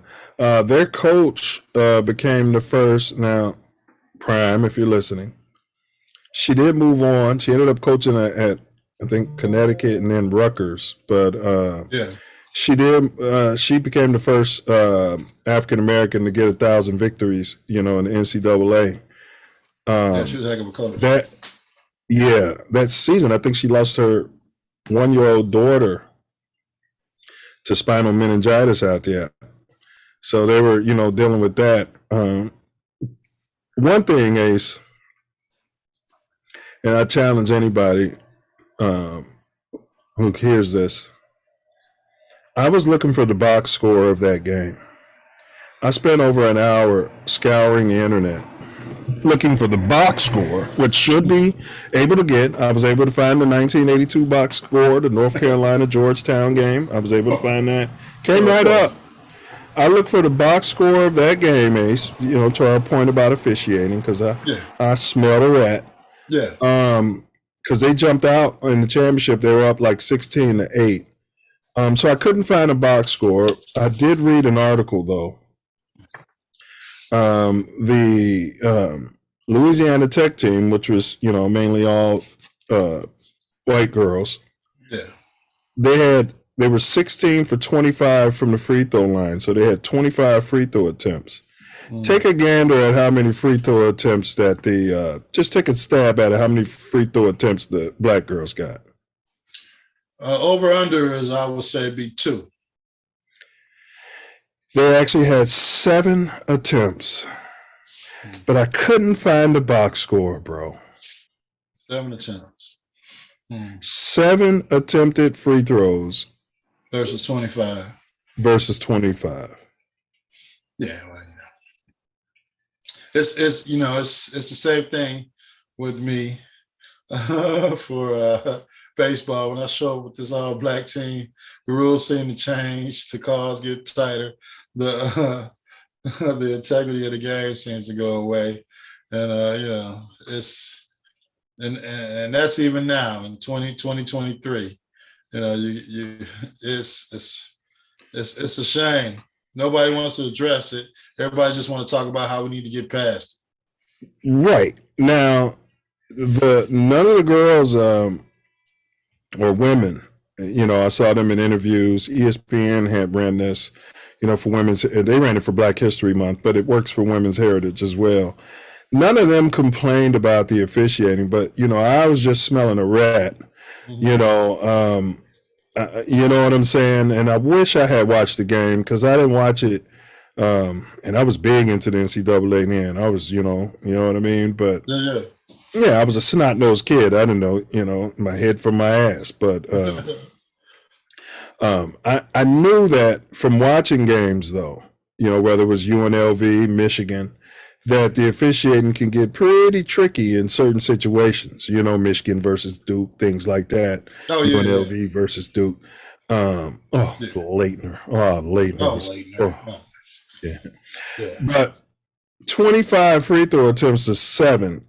And the fact that I can't find a box score of a national championship game is weird. Yeah, especially your first one ever. I can't find you can find a box score of every other game after the first one. Yeah. That you blatantly omitted this team from the T-shirt. From the T-shirt. Yeah, they probably had to sleep in the vans or something before the games. It would. They talked to the young ladies. Most of the comments were about the coaching and the family aspect of their team, but I'd like to talk to them about the other things that they had to go through to get to this national championship game. That would be interesting to hear. And this is why I've been saying, though, Ace, there has to be, to Prime's defense, what's going on at these HBCUs? Like, they had a great coach. That team had a 2-year run. Mm-hmm. They had to be getting money from the TV contracts, or it wasn't as big as it is now, but yeah, I don't know if their facilities were ever improved. Like, probably the same gym. Yeah, same practice facilities, everything. So, like, that's why I say, like, it makes no sense that Chicago State has been a Division I school for some years now. Mm-hmm. And they haven't figured out a way to improve the facilities and to get the Derrick Roses and these kids to go to that school. It's Division I. Yeah. Yeah. I mean, and they've got a nice gym. I mean, a stadium. They got a nice baseball stadium. They got rid of the baseball team. Mainly it's the dorms. They don't have well, they did get dorms. Yeah, they upgraded them recently. Yeah. Yeah. So it's got to be something. What is it? We just like it when the white man comes to our house and throws money at us. We're gonna get you a blazer and $75,000 to your parents. Yeah, well, I mean, yeah, that used to be it, but now Chevy Blazer. All the Air Jordans you want. The Jordans you want. We're sponsored by Jordan. But I don't know. I mean, you can go anywhere you want to now. You can be a star. You can be, your games are going to be on television. If not recorded on national television, they'll be recorded by the team. So you can get your exposure on YouTube or whatever you want to put together. I don't understand why it's so difficult to put teams together in areas where some people don't want to leave. I mean, you got a bunch of kids in Chicago that can ball and would be fine going to Chicago State, playing in front of friends and family, and then traveling to, whatever games they travel to. But they can't get it together as far as getting the coach together, the recruiting, and whatever it takes to get those type of individuals on campus, like they used to be able to do on the north side at DePaul. So I don't know what it is. You got to bring Coach Meyer back out of the grave, or what you got to do out here on the south side to develop a school such as Chicago State, which is a Division I school. Yeah, I mean, DePaul did it, but DePaul had a great, educational background. Yeah. Well, improve the education, and maybe the kids will come. Get rid of the administration, whoever's stealing the money, or whoever's your department heads are not top flight. Get rid of them and get somebody in there that makes kids want to come there and learn, as well as get a degree from your university and excel in athletics. So that's what you got to do. So do it. But if you don't want to do that, hey, you're gonna be who you are. We are who we thought they were. Yeah, and I'm saying, Ace. So in Prime's defense, okay, are we stealing all the money? I guess these revenue streams aren't. I don't know if they're coming to these schools, or the people in charge know how to generate the revenue streams for certain schools. I don't know what it is. This is Chicago. You can go downtown and throw bricks at, find 100 businesses that should be willing to pour money into your school to develop programs, or tech programs, or STEM programs, or whatever you need. Those athletes don't need STEM. Shit. You need to get the professors there that attract the other kids, so that the degree that they're getting at your neighborhood college means something. Dukes in the neighborhood. USC is a degree means something, doesn't it? Well, yeah, I see your point. It's similar to like Northwestern is more akin to Duke, but I would. I got but UNLV didn't really have a great. They weren't known for their educational degrees. You know what I mean? Get you down there get you some chips. You head over to the casino, cash those things right on in. But Tart got it done. Yeah. You know what I mean? Yeah. Tart got it done. So it just takes a Vivian Stringer. I mean, this is what I'm saying. It like even the way Prime was able to somewhat turn around Jackson State. Yeah. Coaching matters. Oh, yeah. But when you get a coach like that, I would love to talk to her about why she left. And it had to be, these facilities aren't getting better. They're not offering me any more money. Like, this is crazy. And she wasn't even a coach. I mean, she was the kinesiology professor. Oh yeah, remember she took the job for free. Yeah, they didn't even pay her to coach. Yeah, and she had nothing to attract more players besides the history of going to the oldest, the Final Four. Yeah. Oh yeah. But no scholarships. So maybe that was the reason for her departure from Cheney State, and maybe that's why we haven't heard of them since then. Yeah, that was bizarre, man. I was asleep on them. Yeah, that was an interesting story. Yeah, and like I said, the bigger part of it is the NCAA hasn't recognized a mistake that was made then and done anything to correct it since then. And it looks like never will. Correct. And I mean, that's just interesting, but it proves the point that, which was what those ladies were talking about. They was like, we didn't have the facilities, but we had game. And how many of us come up like that, Ace? You're at some shithole high school and then you go play against some suburban fancy school and they got all this and these facilities. You go out there and you beat the brakes off of them. Yeah, the weight rooms and the 3 uniforms, Jackie Robinson, right. You guys have just gotten upgraded, but you know what I'm saying? Yeah, exactly. I mean, back when Joe was playing, those guys would come in with their Yankees uniforms and the hats with the numbers etched in, and my guys out there with some damn t-shirts on and some gray baseball pants and whatever cleats they come up with, and we're beating the brakes off these teams. The brakes off of them. It's a certain pride that came with that, where we come from, Ace. Absolutely. And I'm just surprised we can't put that genie back in the bottle, that there hasn't been a male version of Cheney State or any since then. I think Howard got decent for a couple seasons, when they made the tournament, but they were one and done. Yeah. Nothing as official as or impressive as making it to the Final Four. To the chip. Yeah. They didn't make it to the Final Four. They made it to the chip. They didn't need that damn finalist t-shirt. They need a chip t-shirt. And I think the NCAA knew that if they win this, they can't be allowed to win this chip because, especially not the first one. And we didn't put them on the shirt. Yeah. It's going to look even more bad. Yeah.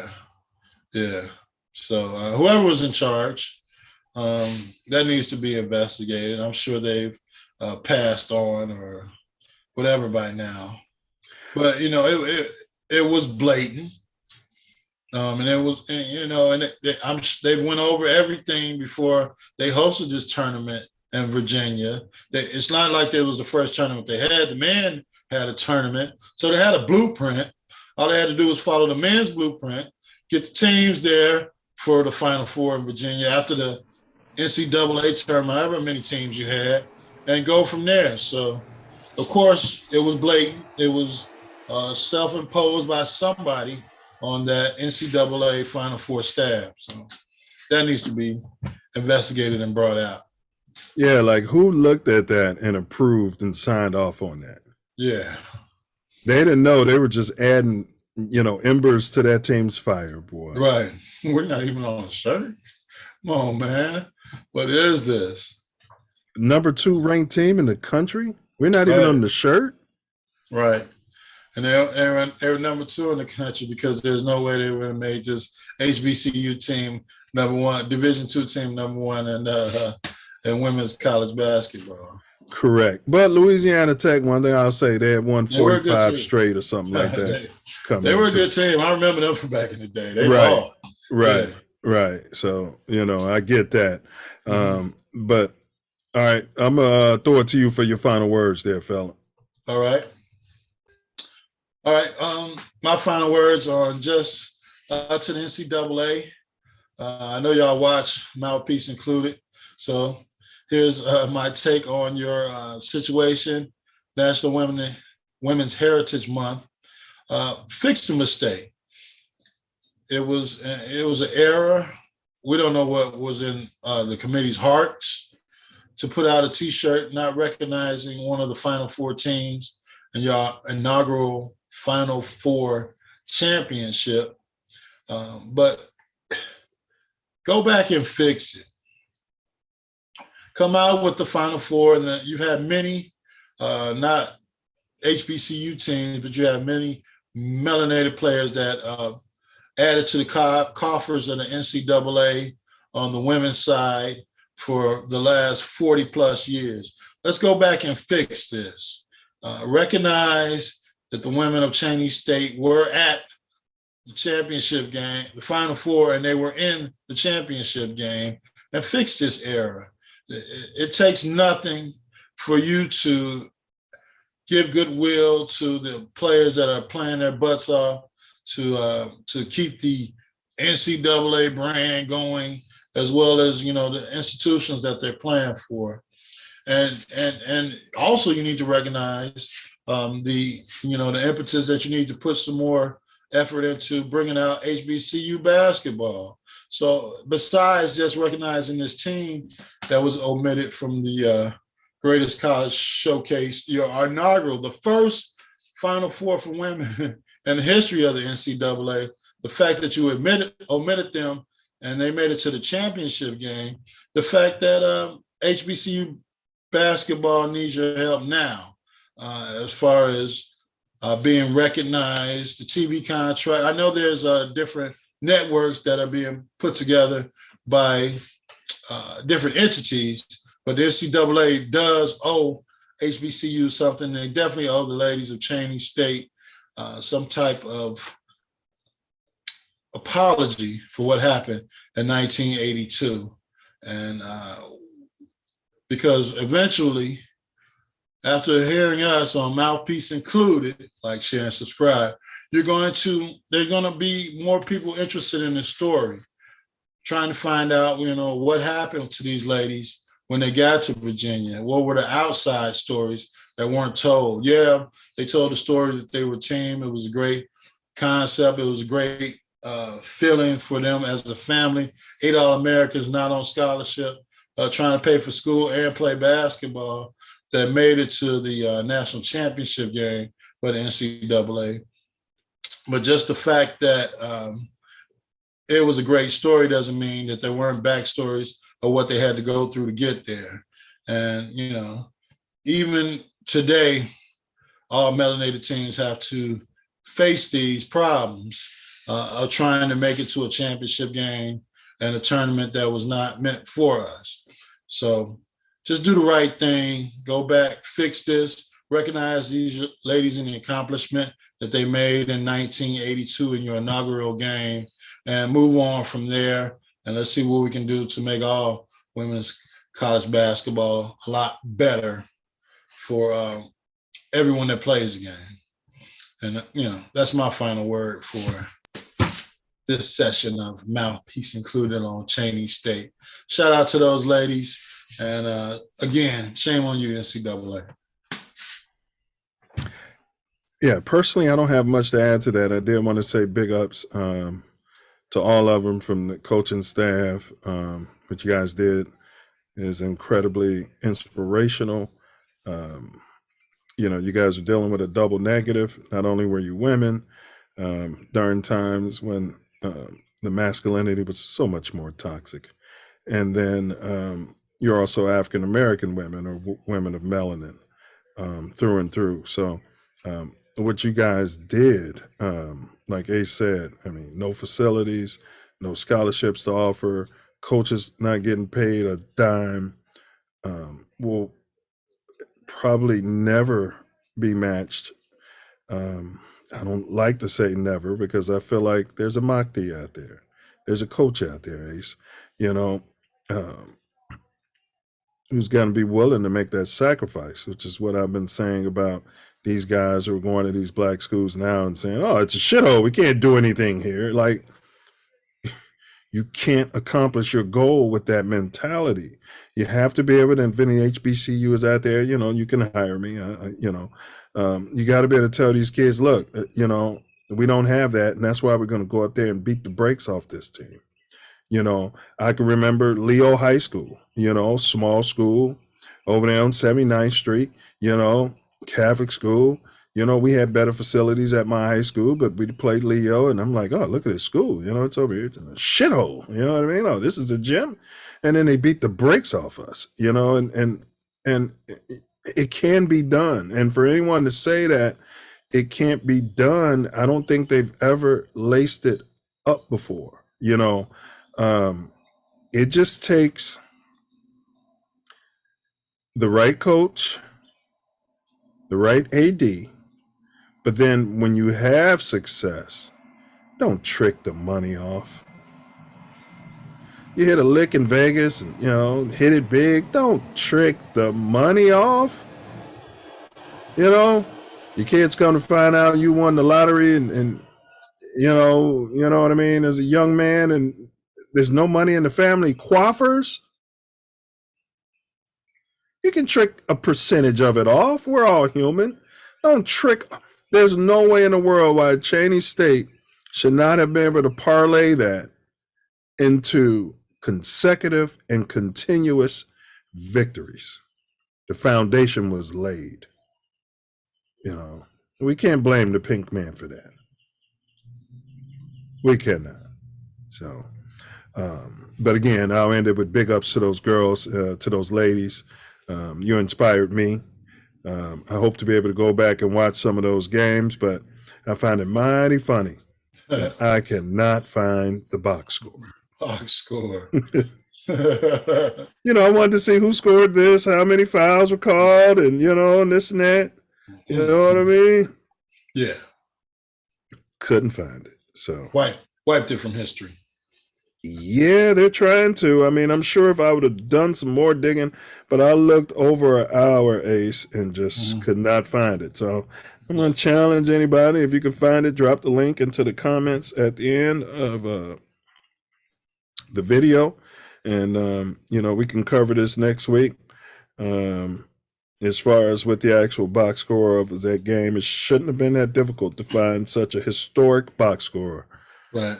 We're talking about the national championship. Inaugural. First one. Yeah.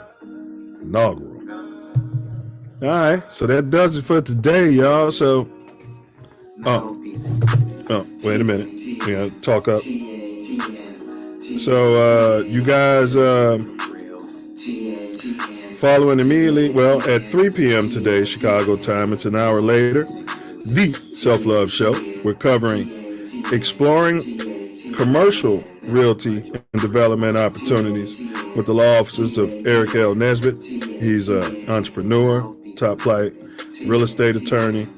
Many of us want to, figure out, how to stuff our bag.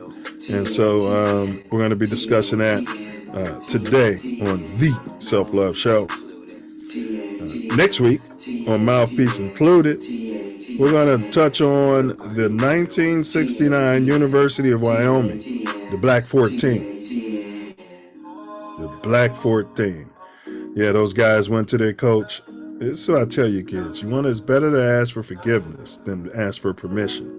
They went to their head coach, Ace, and said, we want to put a black banner on our uniforms in recognition of the plight of the black man. They said the coach blew up and said, you won't be doing none of that, and you guys are officially cut. Wow. Yeah. So we're touching on that next week on Mouthpiece Included. We don't know what was in that coach's heart. We know what was in his heart. He's a racist. All right, so if you ever sliding through the wonderful city of Chicago,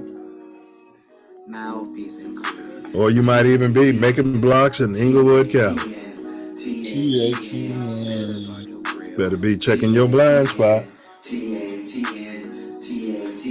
Check your 6. Keep your head on a swivel. Better guard your grill. You better knuckle up.